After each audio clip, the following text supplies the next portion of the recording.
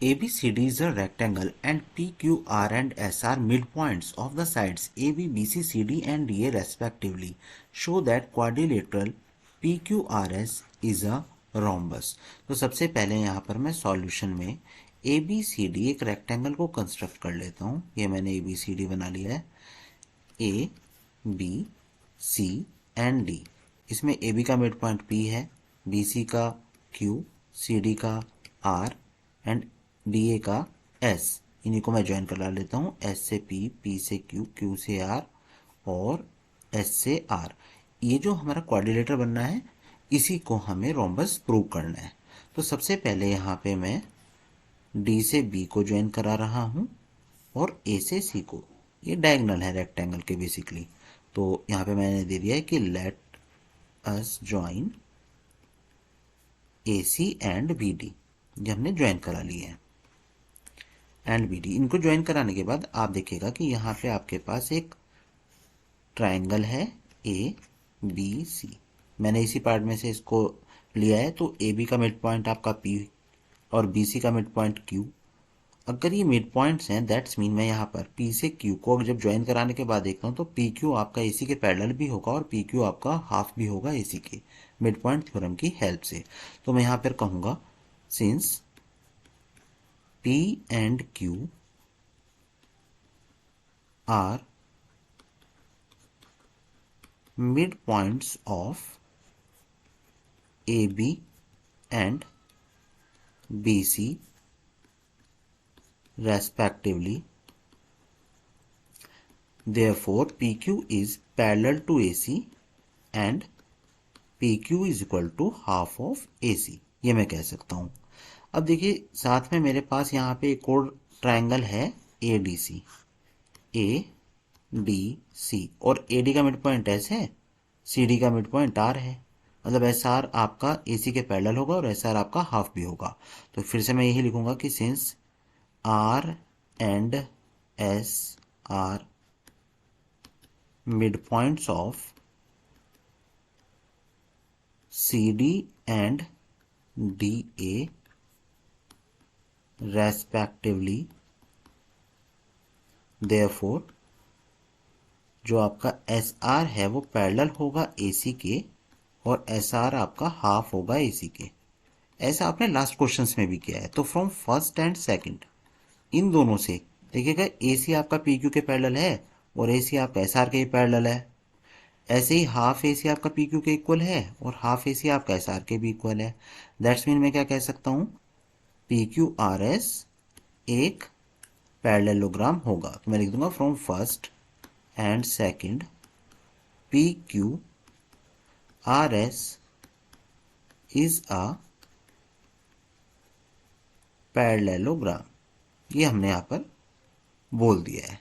Reason दे दीजिएगा यहाँ पे अगर आपको देना है। तो इसमें आप कह सकते हैं कि वन पेयर ऑफ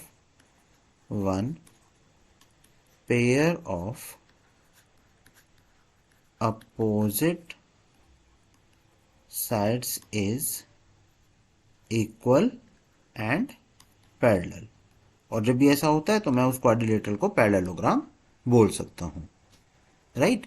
तो देखिएगा, तो हम यहाँ पर अगर पैरेललोग्राम है तो मैं इसको ऐसा बोल दूँ ना कि PQ जो अपोजिट साइड्स हैं वो तो इक्वल हो जाएंगी। यहां से भी मैं समझ पा रहा हूँ कि PQ तो SR के इक्वल है, right.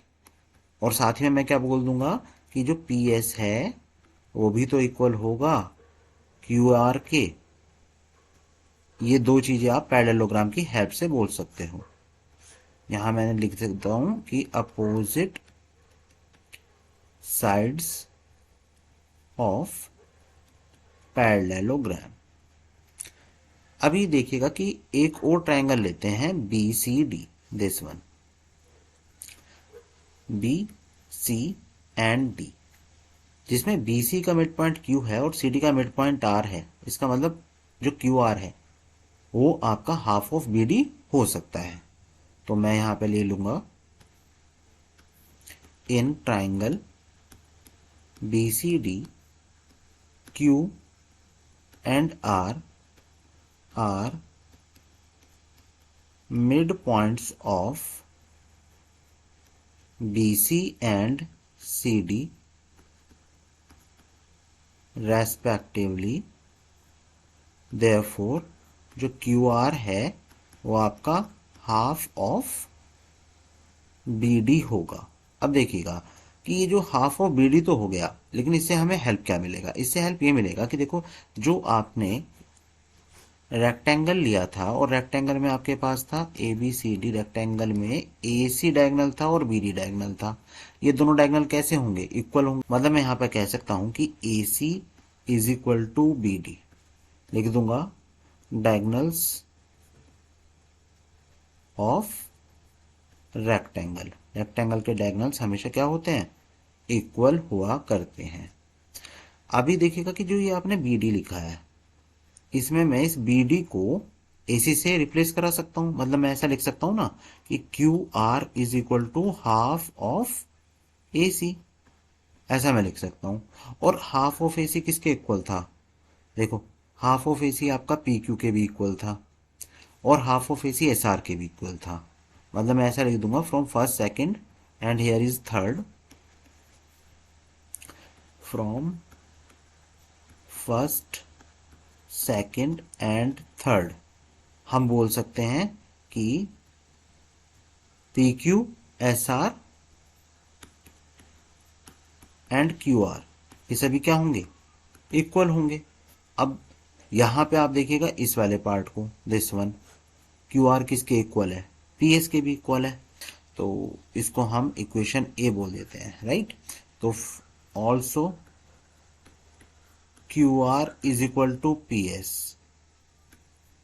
Q R is equal to P S, तो हम क्या कहेंगे कि पी क्यू अगर एस आर के इक्वल है और क्यू आर के भी इक्वल है तो वो किसके? पी एस के भी तो इक्वल होगा ना।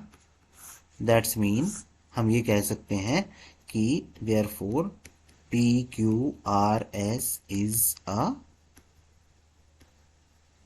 रॉम्बस। यही आपको प्रूव करना था।